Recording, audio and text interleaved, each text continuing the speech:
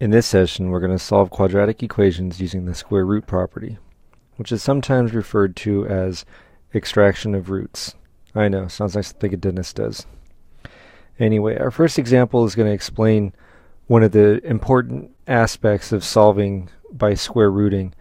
The square root property essentially says that I can square root both sides of an equation. And so, given something like x squared equals 25, I can solve this by square rooting both sides. But we're going to end up with two answers, and to see why that is, I'm going to first solve this by factoring, as we would have in a previous session. So if I subtract 25 from both sides, I get x squared minus 25 is equal to 0, which factors into x plus 5 times x minus 5 is equal to 0, and we can see that the solutions are x is equal to 5 and negative 5. To consider x squared equals 25 by square rooting both sides, let's consider what happens when we square root x squared. No matter what I put in place of x, when I square it, it's positive.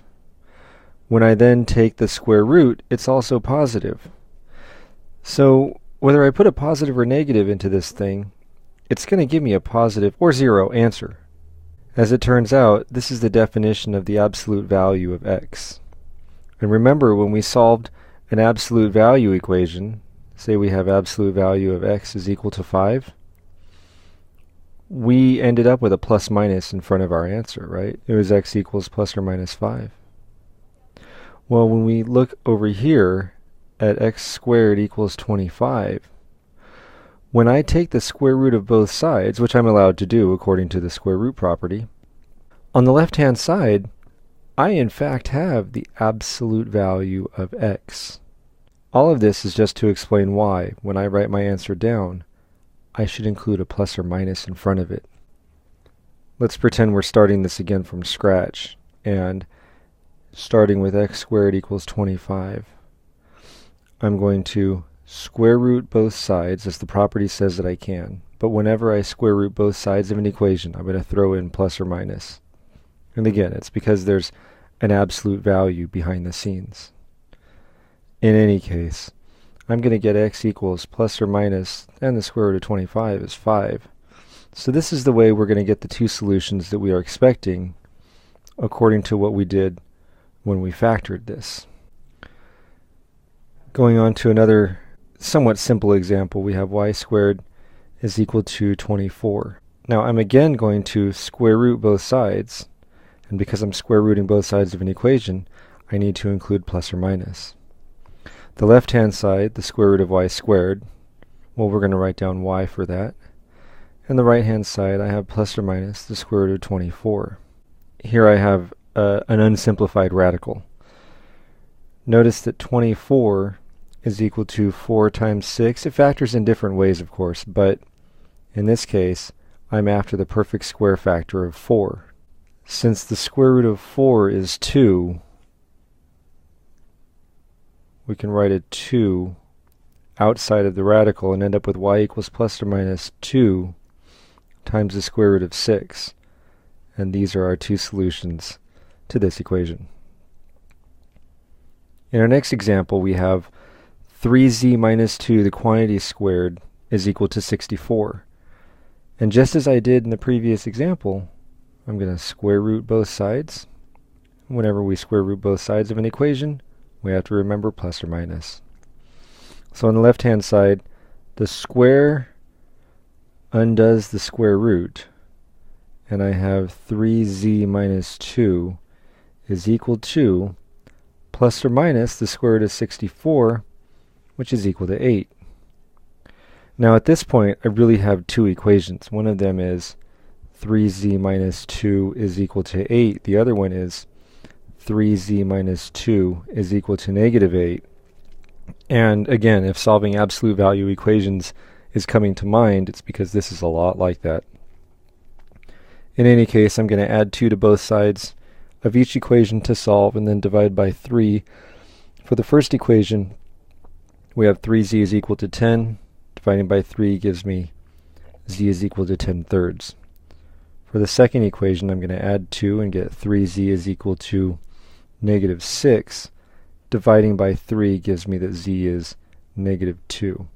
And I'm again writing these two answers separated by a comma.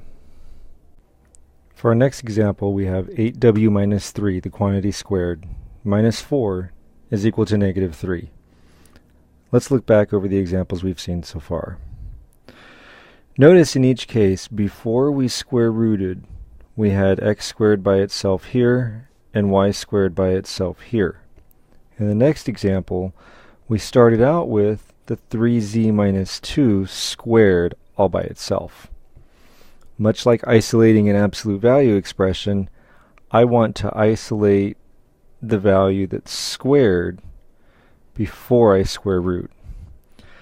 In other words, I'm going to add 4 to both sides and get 8w minus 3, the quantity squared, is equal to 1. Now we're going to square root both sides of the equation, and whenever we do that, we have to remember plus or minus. Don't ever leave the square root of 1 as the square root of 1. The square root of 1 is 1. So, because the square undoes the square root, we have 8w minus 3 is equal to plus or minus 1. So, 8w minus 3 is equal to 1, or 8w minus 3 is equal to negative 1. Again, that's the meaning of the plus or minus. It represents two different numbers. For 8w minus 3 equals 1, adding 3 to both sides gives me 8w is equal to 4. Dividing by 8 gives me that w is equal to 1/2 after I reduce. For the other one, adding 3 to both sides gives me 8w is equal to 2. Dividing by 8 and reducing gives me that w is equal to 1/4. Here are my two solutions separated by a comma again. Now I hope you've been thinking about checking our solutions. It's good form to do that for every problem. I'm going to demonstrate that process with this one. First, I'm going to pull back the original exercise for reference, and it was 8w minus 3, the quantity squared, minus 4 is equal to negative 3. And I'm going to check both of these solutions, w equals 1/2 and w equals 1/4. So for w equals 1/2, I'm going to take that value and put it in place of w in the original equation. 8 times 1/2 minus 3, the quantity squared, minus 4, and we're trying to find out, does that equal negative 3? Remember, the question marks when we're checking our solutions is because I don't know if I've made a mistake, and I don't want to declare something to be true that isn't. So 8 times 1/2, that's going to multiply to be 4. And I have 4 minus 3, the quantity squared, minus 4. And again, I want to know, does that equal negative 3? Since 4 minus 3 is equal to 1, and 1 squared is 1, I'm going to write down 1 minus 4. Since 1 minus 4 does indeed equal negative 3, we're good with w equals 1/2. Now we'll check the solution, w equals 1/4. I've rewritten the original equation again here. We have 8 times 1/4 minus 3, the quantity squared, minus 4, and again we want to know, does this equal negative 3? So 8 times 1/4, well 1/4 of 8 is 2, minus 3, the quantity squared, minus 4, does it equal negative 3? And since negative 1 squared is 1, and 1 minus 4 is negative 3, we're good to go on that. And now we can rest assured that yes, w equals 1/2 and w equals 1/4 are in fact the solutions to this equation. Finally, we have 24 equals 2x minus 1, the quantity squared, plus 6.